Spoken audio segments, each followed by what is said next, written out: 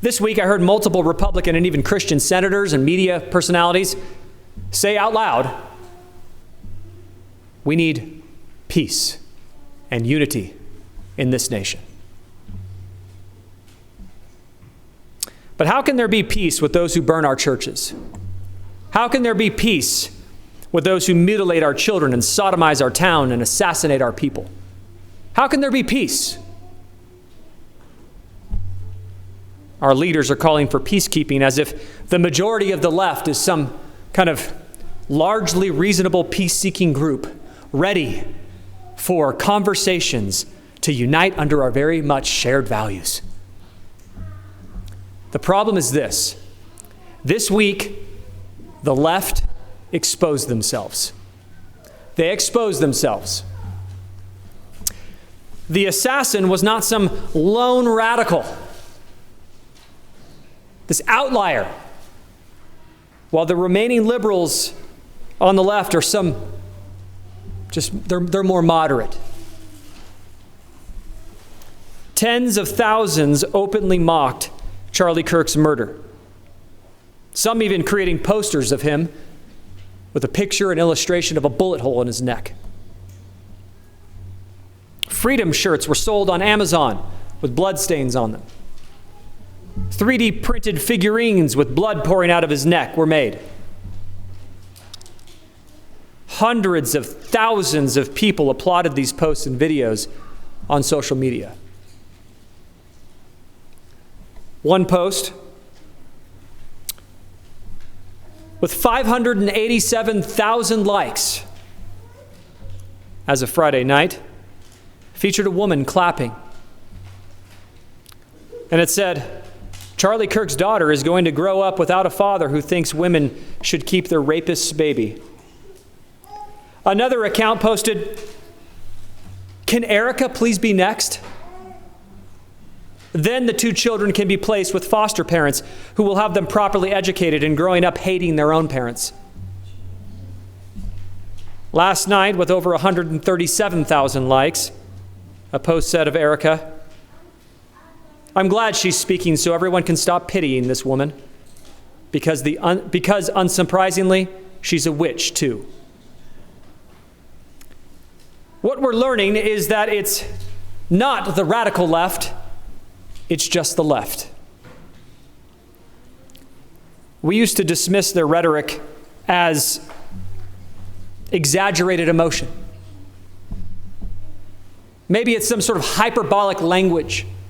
They can't possibly mean what they say, right? No, they mean every single word. G.K. Chesterton once said, the modern man will not burn you for holding an opposing opinion. He will merely sneer at you. But if that modern man had lived in an age without law, he would have burned you, and quite cheerfully. Since most Christians hold the same convictions of Charlie Kirk, his death exposes this kind of sobering truth that people are willing to kill you for what you believe. If they're willing to kill Charlie, I believe that plus more.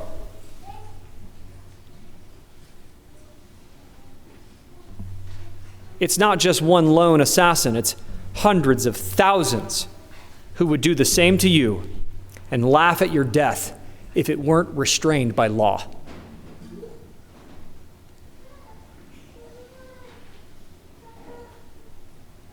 We have two rival cultures in our country right now. Two rival cultures, or should I say, two rival religions, Christian and pagan. The question I have for the American church is this: can light have fellowship with darkness? Can conservatives have fellowship with liberals? Can the left unite with the right? One Christian commentator said this week, how do you fix a country where millions of people on one side want the other side dead? One Christian historian said, when two groups hold opposing core values that violate one another, history shows it never ends in coexistence. It ends in separation or war. Ecclesiastes 3:8 tells us there is a time to love and a time to hate, a time for war and a time for peace. What time is it? What time is it? Is it a time for peace, as Senator Katie Boyd Britt has called for? Is peace and love possible under our current national circumstances? We called for peace. They burned our cities. We called for peace. They tore down our monuments. We called for peace. They shot Trump. We called for peace. They burned down our churches. We called for peace. They shot Charlie Kirk. Personally, and I say this with great sorrow, I do not believe it's a time for peace or love. I believe it's a time for righteous hate and holy war. Now, I want to qualify that statement. Psalm 139, 21 through 22 says, "Do I not hate those who hate you, O Lord? And do I not loathe those who rise up against you? I hate them with a complete hatred. I count them as my enemies." Not a lot of pastors have shared that passage. One man said this week, "People deny a time for war because they are afraid. They are like a man who in a confrontation thinks, maybe if I de-escalate, he won't hit me. But we have learned over and over again that he does hit, and he hits hard.